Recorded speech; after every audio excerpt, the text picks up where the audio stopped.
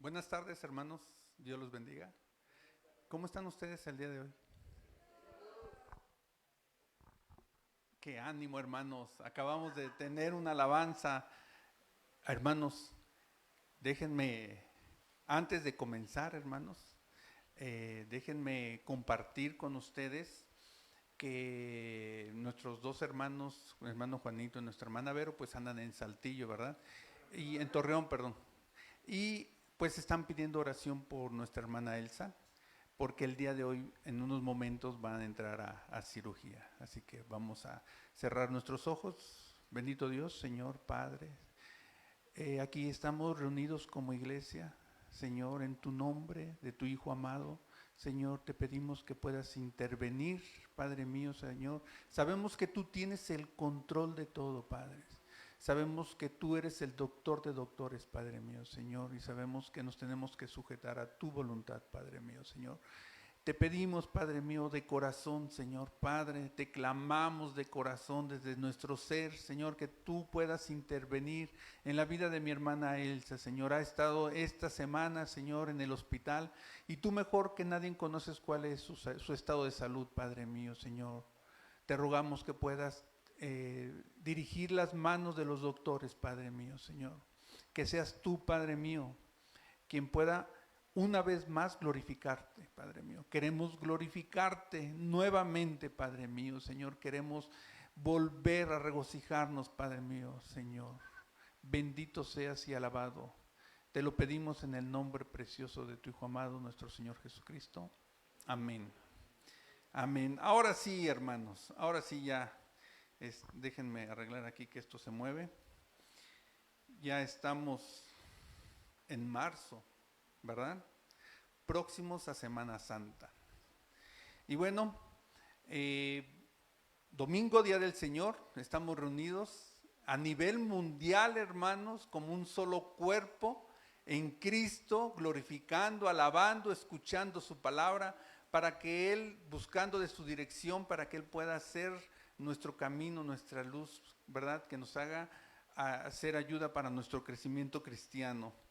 Así que volteen a ver a su hermano que se encuentra a su diestra y díganle y salúdenle y díganle, por favor, bendecido seas en el Señor. Y bendecido seas en el Señor también ustedes que nos están viendo allá en casita a través de nuestras líneas, de nuestras redes sociales, ya sea por Facebook o en grabación por medio de YouTube. Bendecida sea tu vida y la de tu familia. Bien, iglesia, les pregunto, ¿cuántos de nosotros queremos ser bendecidos cada uno de nuestros días por el Señor? ¿Verdad? Ahora de manera individual, hermanos, preguntémonos, ¿qué es la felicidad? ¿Qué es aquello que nos hace felices a cada uno de nosotros? Porque cada uno de nosotros, según género, según edad, ¿verdad? Desde de niños nos hacen felices algunas cosas, cuando somos adolescentes, cuando somos jóvenes, cuando somos adultos, somos padres, ¿verdad? Cuando somos solteros, cuando somos abuelos, tenemos diferentes cosas que nos dan felicidad, ¿están de acuerdo? Pero creo que no existe en este mundo alguna persona que no esté buscando su felicidad, ¿verdad? Todos y cada uno de nosotros buscamos cómo ser felices. ¿Y a cuántos de nosotros nos gustaría pues vivir sin preocupaciones? Fíjense, les comparto una pequeña encuesta que realicé en la universidad con mis alumnos y les pregunté, ¿qué necesitas para ser feliz? Y bueno, estos muchachos están jóvenes todavía y recibí una variedad de respuestas que me decían, bueno, voy a ser feliz ahora que me gradúe. Voy a ser feliz cuando tenga mi primer trabajo. Voy a ser feliz cuando me independice. Voy a ser feliz cuando sea autosuficiente y yo me mande solo, ¿no? Ya esté fuera de mi familia. Yo seré feliz cuando solvente mis necesidades, cuando tenga mi propio auto, cuando tenga mi propia casa, mi depa, me decían. Y bueno, eso es lo que ellos piensan que les va a hacer feliz, ¿verdad? Sin embargo, sabemos que la felicidad y la paz son mucho más que tener riquezas. En muchos casos podemos darnos cuenta que entre más riquezas económicas y materiales tengamos, menos paz tienen las personas. ¿Por qué? Porque están afanados en cuidar ese dinero, están afanados en hacer más dinero y ver la forma de no perder lo que tienen. Y bueno, incluso hay muchos dichos populares acerca de la riqueza. Yo creo que todos hemos escuchado alguno de ellos. Dice que las riquezas no compran el placer pero no el amor. Pueden comprar una casa, pero no un hogar. Pueden comprar libros, pero no la inteligencia. Pueden comprar tranquilizantes, ¿verdad? Pero no la paz. Las riquezas pueden comprar la tierra, pero no el cielo. Incluso la palabra de Dios nos advierte sobre las riquezas también, ¿verdad? Nos dice que no hagamos tesoros en la tierra, donde la polilla y el orín corrompen, y los ladrones minan y hurtan. Así que por otra parte, existen cristianos, ¿verdad? En otras iglesias, porque esto no sucede aquí en Los Izal, que no logran recibir la felicidad y el gozo de Dios que nos entrega. Existen muchos cristianos que están rodeados de bendiciones y no alcanzan a ver esas bendiciones y sobre todo no alcanzan a disfrutar de ellas. Tal vez podrían decir, hermano, pero pues qué bendiciones si yo ahorita estoy pasando por un desierto, estoy pasando por una enfermedad muy dolorosa que no me deja hacer mi vida diaria, incluso me tiene postrado en cama. ¿Verdad? Tal vez me puedan decir, hermano, pues es que perdí mi trabajo y estoy pasando una brecha económica muy dura. Ya llevo así no solamente días, meses, incluso ya perdí alguna de mis propiedades y de mis bienes y aún no sé cómo voy a salir de esto. Quizás tú que nos estás mirando por línea, a lo mejor buscaste la felicidad en el alcohol, en las drogas, o buscaste en la fornicación, te diste a la buena vida como dice el mundo, y todos los vicios que el mundo nos ofrece, y ahora no sabes cómo salir de ahí. O simplemente no estás satisfecho con tu vida. ¿Por qué? Porque en tu casa ya no te entiendes con tu esposo, con tu esposa, con quien te casaste, y vives en constante conflicto con ella o con él. Es una vida llena de gritos y reclamos, y bueno, eso ya no es vida en el matrimonio, ¿verdad? Tal vez, como muchos, te encuentres sobrecargado de responsabilidades familiares, tus hijos, algún hermano, tu tío o tal vez tus papás que están enfermos y tienes que cuidarlos y eso demanda un gran desgaste físico, ¿verdad? De tiempo. Entonces, ¿cuál es la felicidad, hermanos? ¿Cuál es la felicidad verdadera? ¿Qué nos dice la palabra de Dios? Vamos a preparar nuestro corazón para esto, mis hermanos, para escuchar su palabra y vamos a abrir su Biblia en Mateo. Abran su Biblia en el libro de Mateo, por favor. Capítulo 5. Saquen su Biblia. Y nos vamos a ir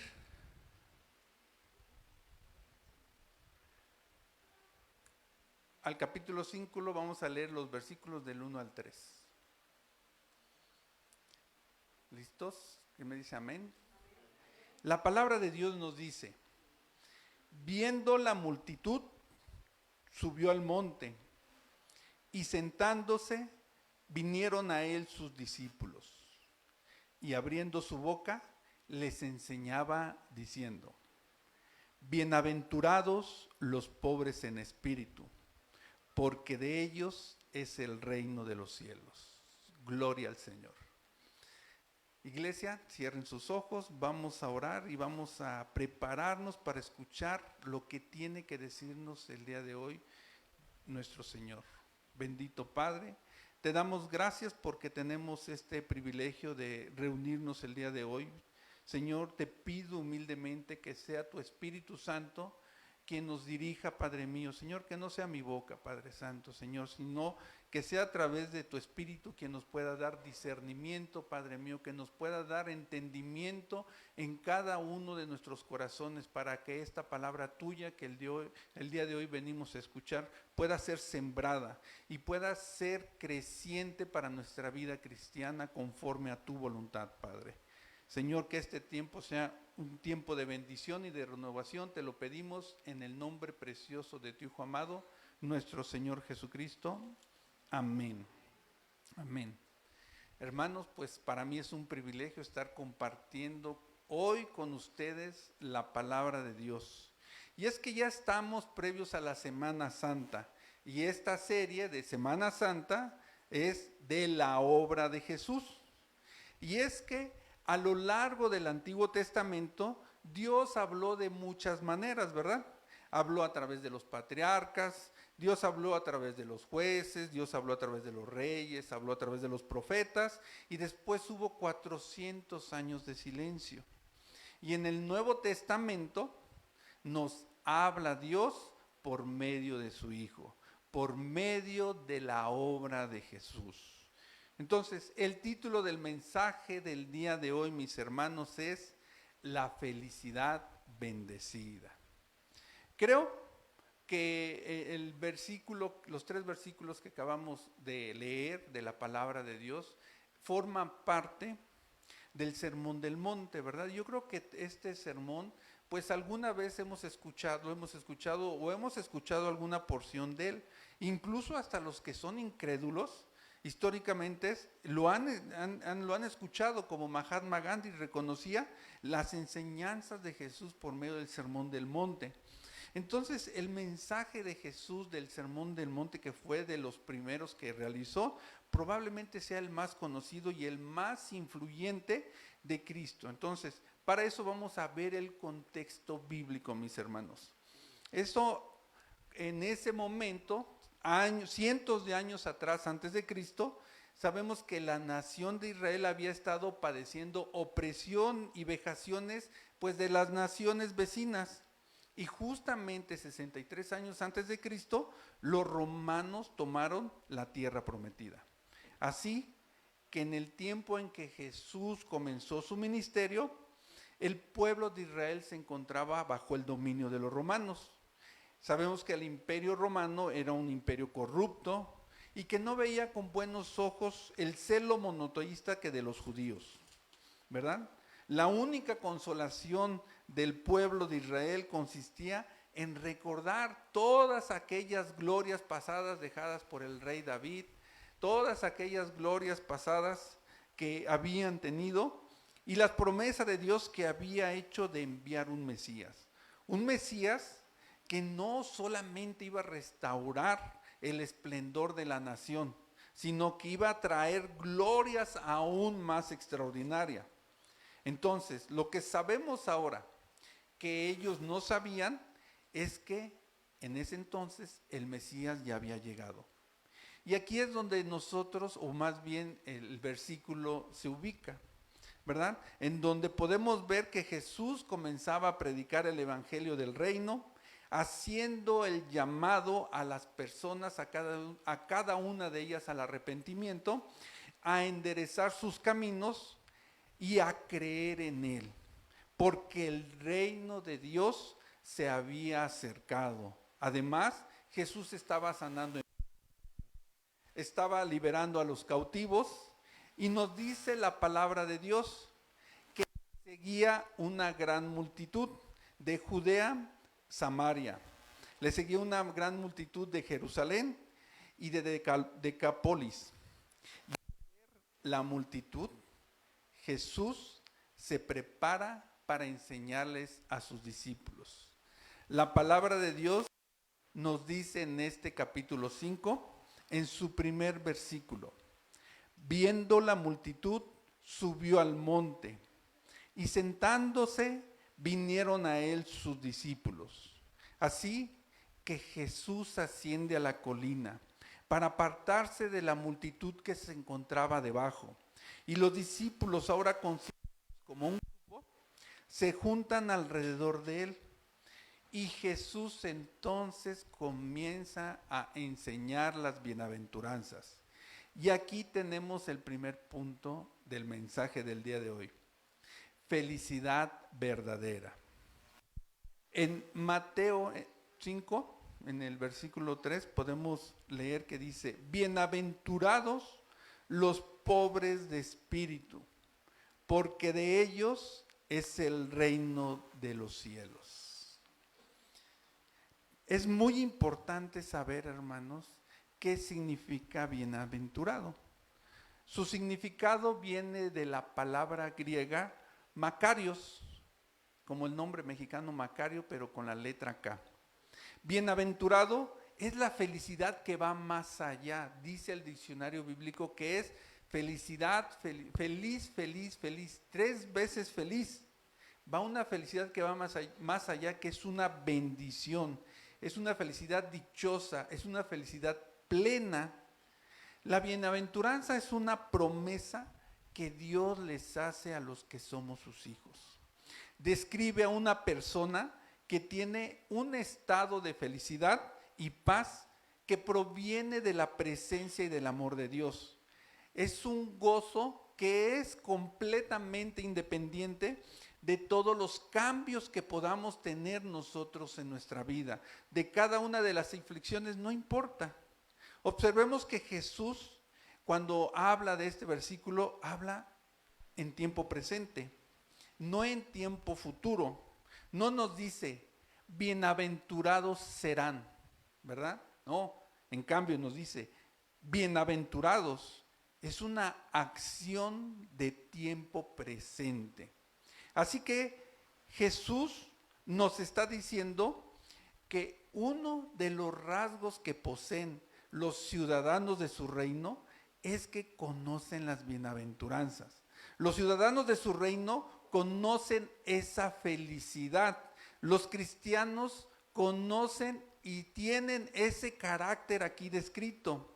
Por eso son bienaventurados. ¿Cuántos de los que estamos aquí, mis hermanos, hemos experimentado la felicidad y la plenitud que proviene de la presencia y del amor de Dios? ¿Cuántos de los que estamos aquí, mis hermanos, encontramos gozo que es completamente independiente de los cambios de la vida que tengamos? ¿Cuántos de los que estamos aquí somos bienaventurados?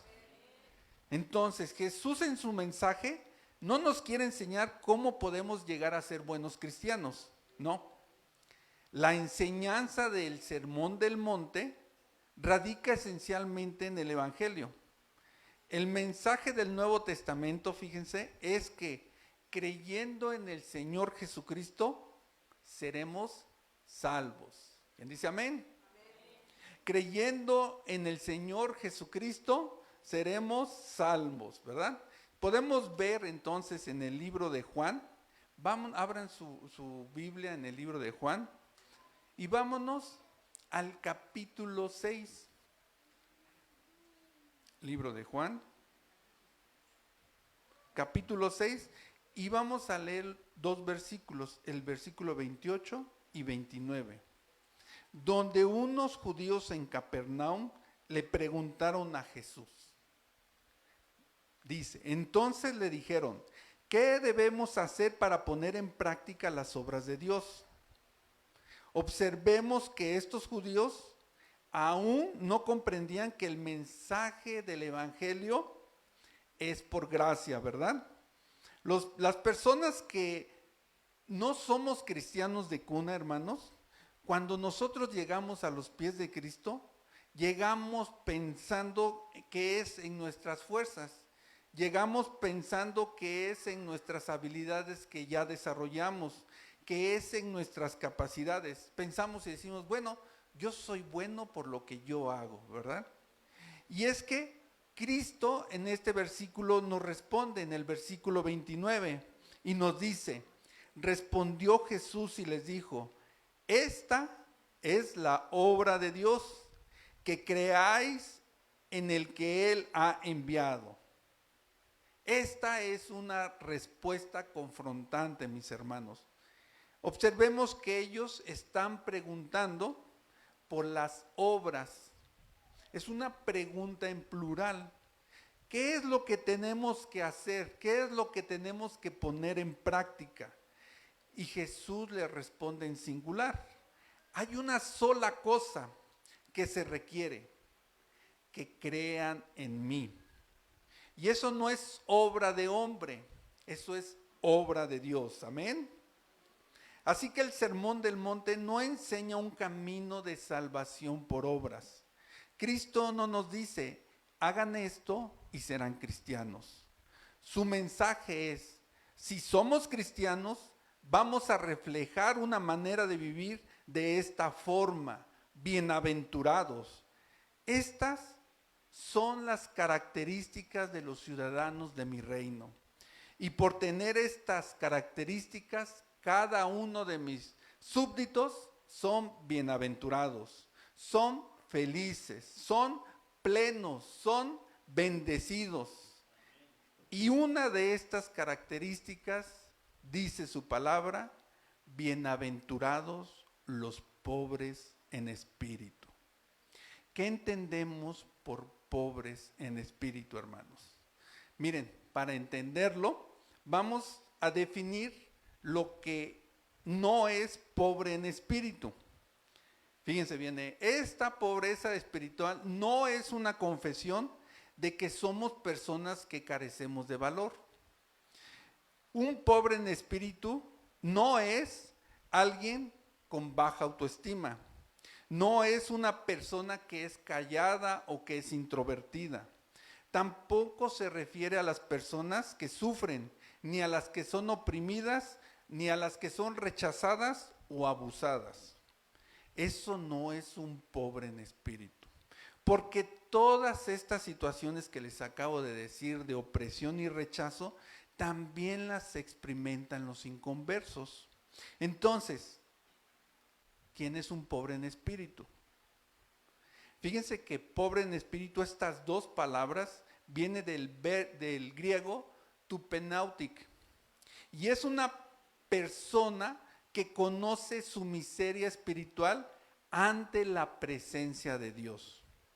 Un pobre en espíritu es quien sabe que está arruinado espiritualmente cuando no estamos con Dios. Es quien está desprovisto de toda virtud y reconoce su pobreza total ante el Señor. Los pobres en espíritu exhiben su genuina humildad y estamos despojados de todo orgullo. Incluso cuando estamos cansados, incluso cuando estamos desanimados, incluso cuando estamos frustrados, incluso cuando sentimos que la vida se nos viene encima. Y fíjense que algo así le pasó a Pedro, ¿sí? Que cayó de rodillas ante Jesús cuando le dijo, apártate de mí, Señor, porque yo soy hombre pecador. ¿Recuerdan el relato de la pesca milagrosa? No lo lean, sabemos que está en Lucas 8, lo vamos a resumir muy rápidamente. Fue cuando Jesús llegó al lago de Genezaret y vio dos barcas, ¿verdad?, a la orilla. Y entonces él venía de predicar y continúa con su evangelio y le pidió a Pedro que apartara su barca un poco más de la orilla para poder subirse a ella y continuar hablando desde su barca. Cuando termina de compartir su mensaje, le dijo a Simón Pedro, ve mar adentro y echa tus redes para pescar.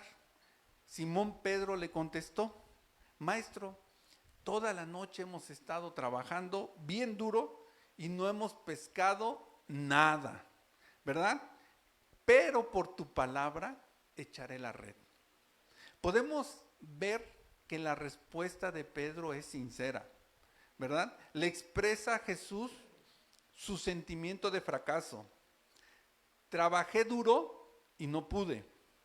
Y en este instante, Pedro tuvo una decisión, tuvo que tomar una decisión, porque pudo haber dicho, pues no hemos pescado nada y por lo tanto pues no voy a hacer el esfuerzo de volver a ir a pescar, porque yo que soy pescador toda mi vida, sé que no va a haber peces, ¿verdad? Pero no lo hizo así. Entonces, podemos ver aquí mismo la evidencia de lo que es ser pobre espiritualmente. Porque además de reconocer con honestidad, de reconocer con humildad su incapacidad, Pedro dio un paso de obediencia y él exclamó a Jesús: pero por tu palabra echaré la red. ¿Y cuál fue el resultado, mis hermanos? ¿Lo recuerdan? Atraparon una gran cantidad de peces y las redes se rompían, ¿verdad? Dice la palabra que incluso pidieron ayuda de la otra barca y llenándose de peces ambas barcas, de manera que se hundían rebasando su capacidad. ¡Qué bendición, mis hermanos! ¿Cuántos de nosotros queremos este tipo de bendiciones? Recibir y tener en abundancia, ¿verdad? Que rebasen la capacidad de nuestras alacenas. Pero, hermanos, al igual que Pedro, debemos reconocer nuestra incapacidad. Debemos reconocer genuinamente nuestra pobreza ante el Señor. Reconocer nuestra dependencia ante Dios. Y al igual que Pedro lo hizo en ese momento, es imprescindible no solamente creer, es imprescindible creerle y dar ese paso de obediencia en su palabra, independientemente de la situación en la que nos encontremos, ir más adentro, no solamente estar en la orilla, en la superficialidad espiritual, ir más adentro y practicar y poner por obra en nuestra vida la palabra de Dios. Y asimismo, como consecuencia, podemos estar en su presencia y caer de rodillas ante Jesús, mostrando nuestra pobreza espiritual. Apártate de mí, Señor, porque soy hombre pecador. Así que, hermanos, ¿qué ser pobres de espíritu? Es una confesión de que nosotros somos pecadores. Es una confesión y reconocemos con humildad de que somos pobres de espíritu, reconociendo que sin Dios espiritualmente estamos en bancarrota y reconocemos nuestra total dependencia y confianza en Él. Y aquí, en esa confianza y dependencia, vamos a abordar nuestro punto número 2, que es la confianza en Dios ante las adversidades. Y es que, hermanos, la confianza en Dios, ¿cómo es que se ve manifestada? La confianza que nosotros tenemos en Dios se ve manifestada cuando tenemos tribulaciones, ¿verdad? Se ve manifestada en las circunstancias adversas que pasamos en nuestra vida. Y fíjense, para ello voy a compartir una historia chiquita, yo creo que a lo mejor ya la escucharon, de una persona que cae a un precipicio. Y cuando cae al precipicio, pues cree que va a morir, pero en el último instante antes de caer extiende su mano y logra agarrarse de una ramita. Permítame, perdón,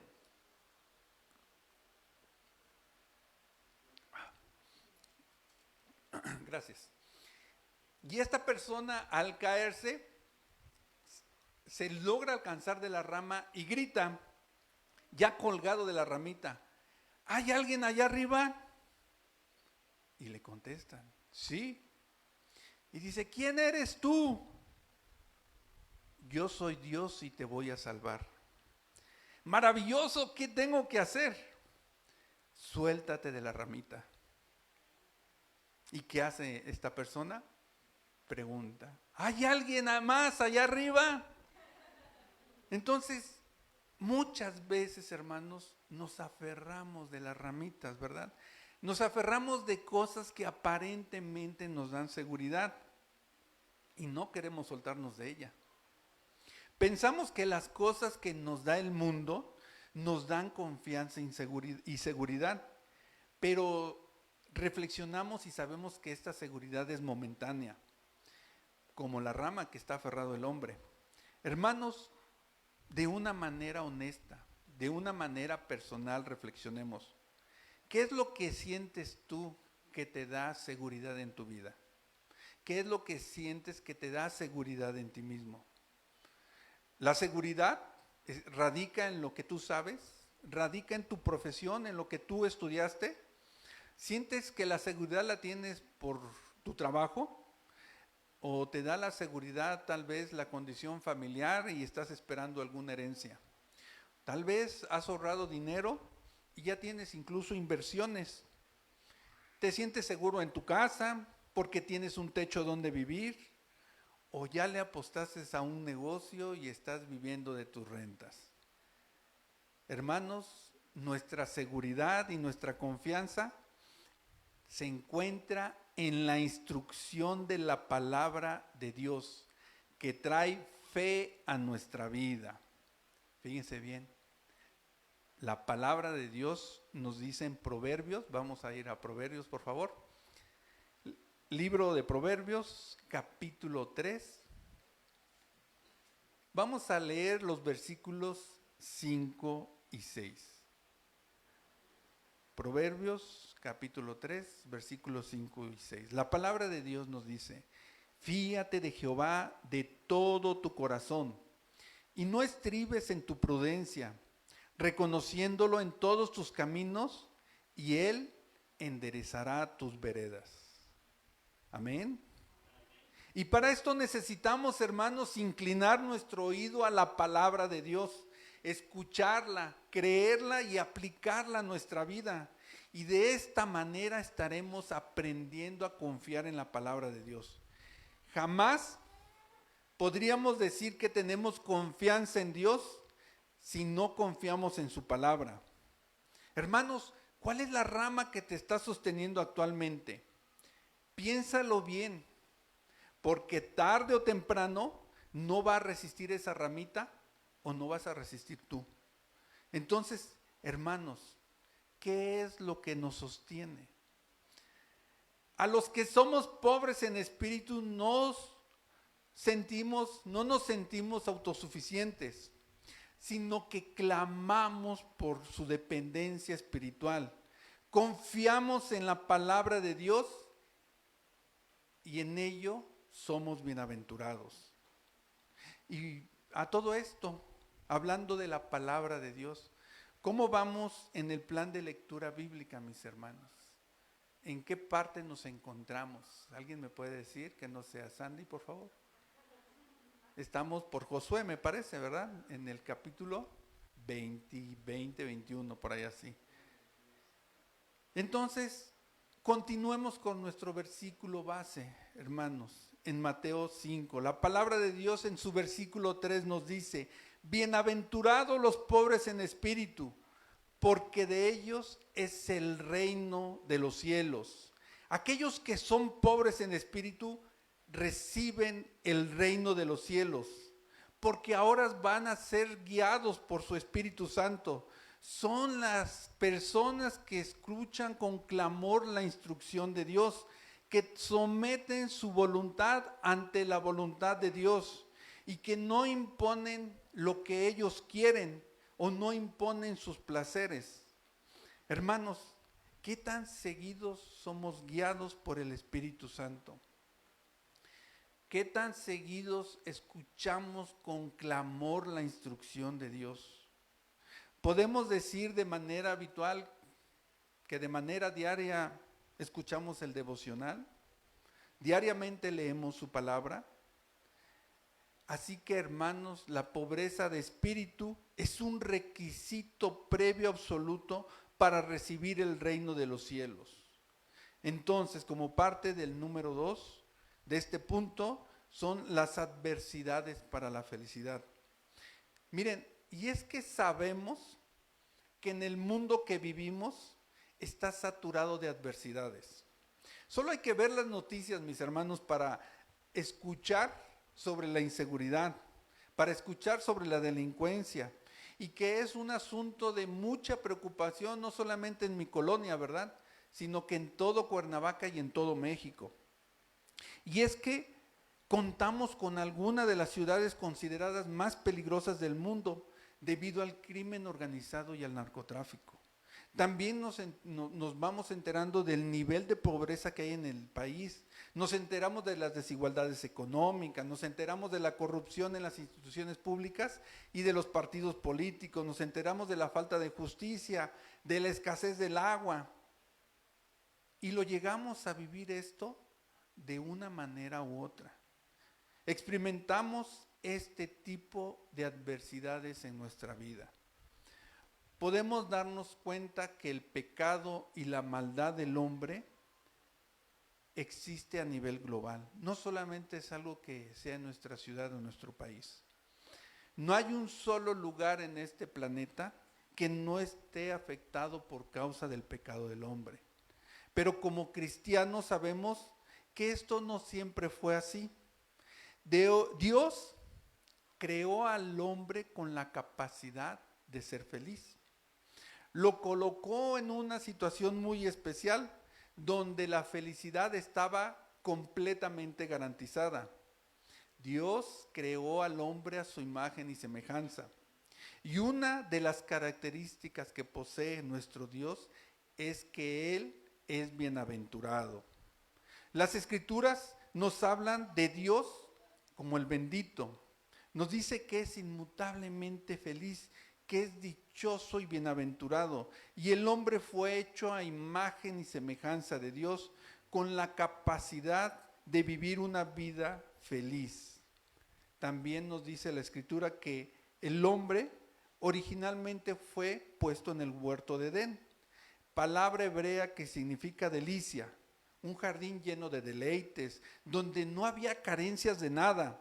Adán y Eva podían disfrutar de la comunión con Dios, podían disfrutar del amor del uno por el otro, como marido y mujer, y aún de las cosas que Dios había creado para su deleite y satisfacción. Y sabemos que esa no es toda la historia, ¿verdad? Algo sucedió en el Edén que trastornó por completo la existencia del hombre en la tierra hasta nuestros días. Adán y Eva fueron tentados.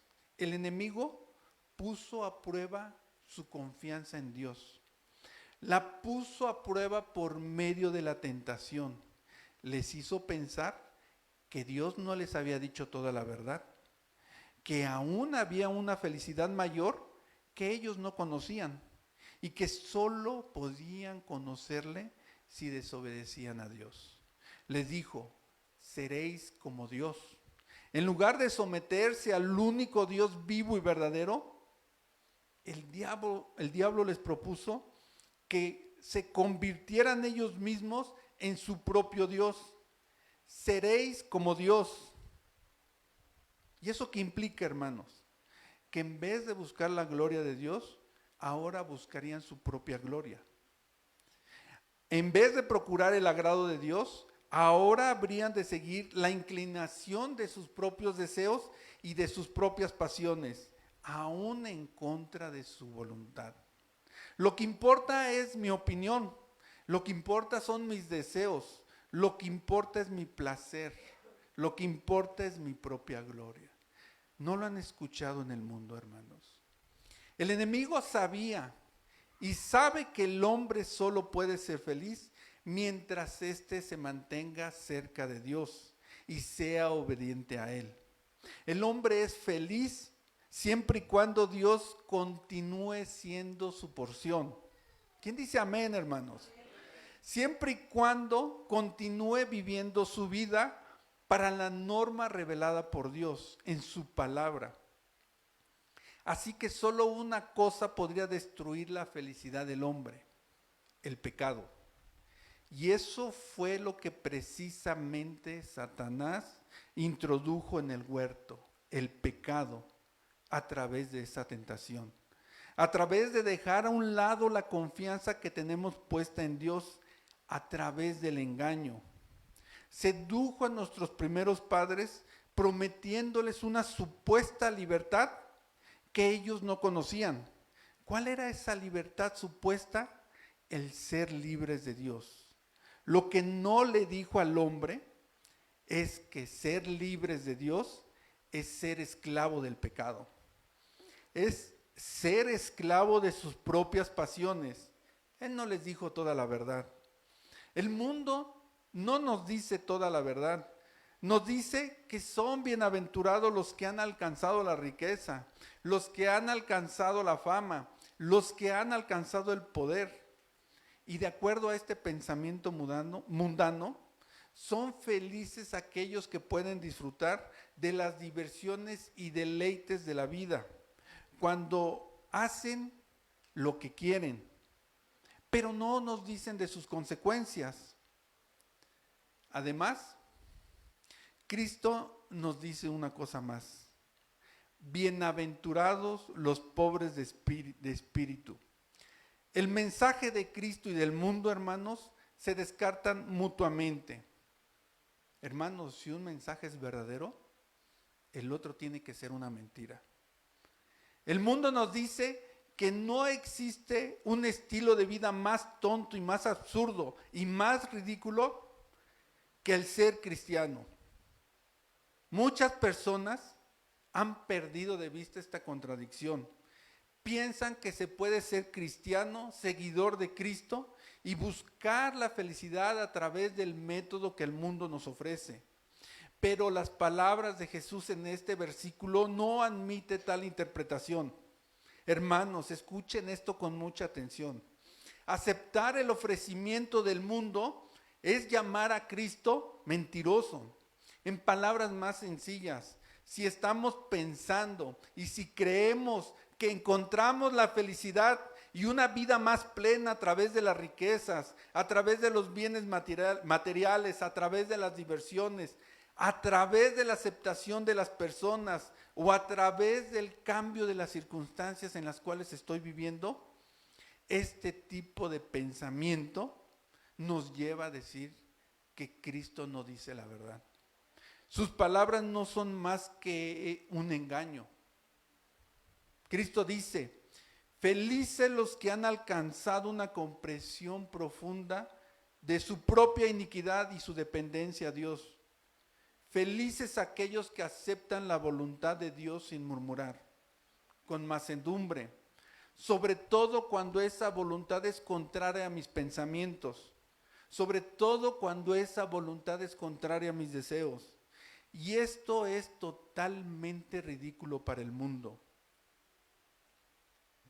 Aquí hay algo que está equivocado.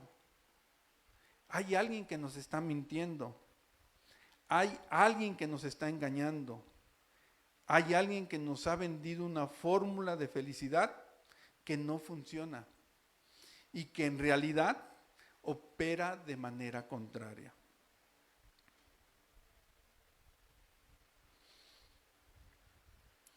El cristianismo, hermanos, es esencialmente opuesto a todo lo que el mundo dice.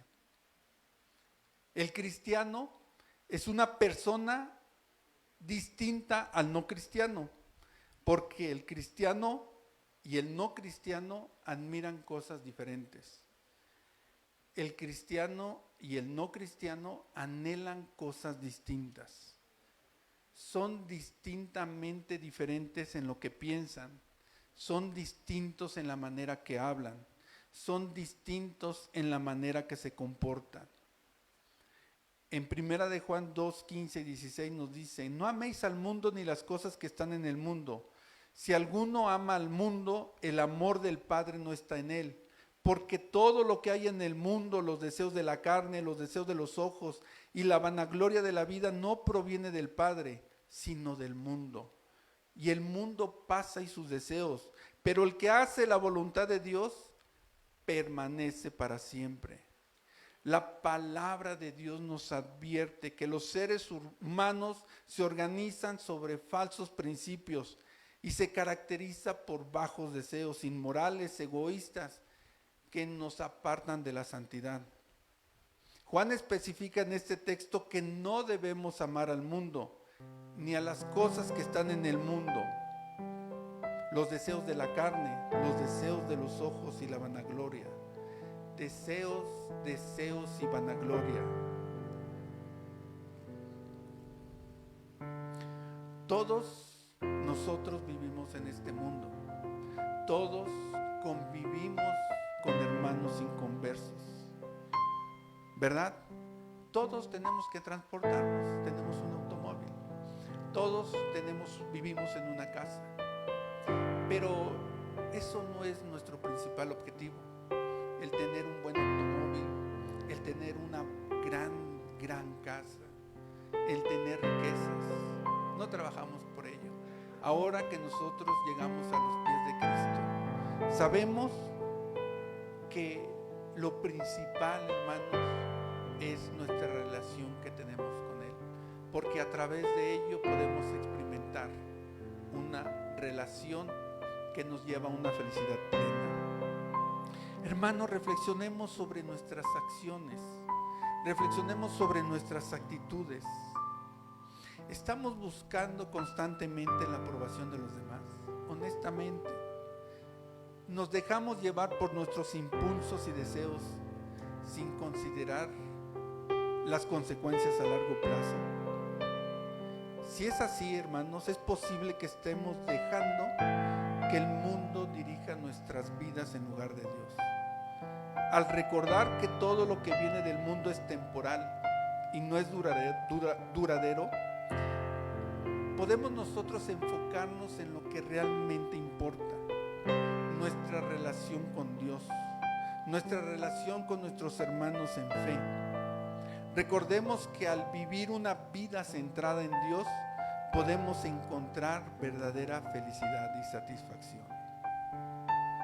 Hermanos, debemos tener nuestros ojos puestos en Dios.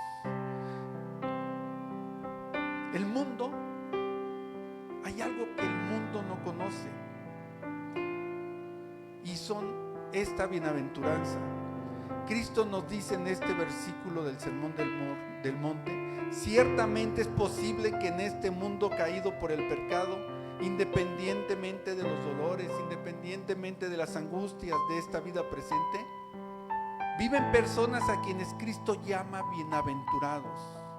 Somos bienaventurados, mis hermanos, porque no somos felices en el sentido o a la manera del mundo, sino a la manera de Dios, conforme a su voluntad, guardando sus mandamientos para que seamos felices nosotros y nuestra descendencia, amando a Dios sobre todas las cosas, porque amando a Dios es más fácil, nos resulta más fácil cumplir sus mandamientos, porque ese mismo amor es gracia que nos ayuda a no pecar, porque el que ama al Señor acaba odiando al pecado, que es lo que nos aleja en Él.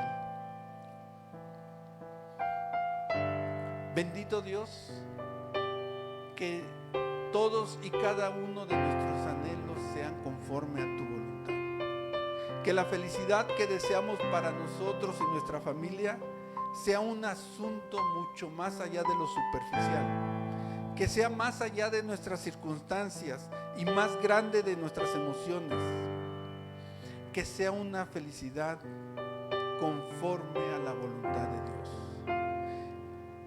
Saber, aunque vengan situaciones que se nos escapen de las manos o desafíos que pongan a prueba nuestra resistencia, sigamos con esa paz que viene de la sabiduría que proviene de lo alto.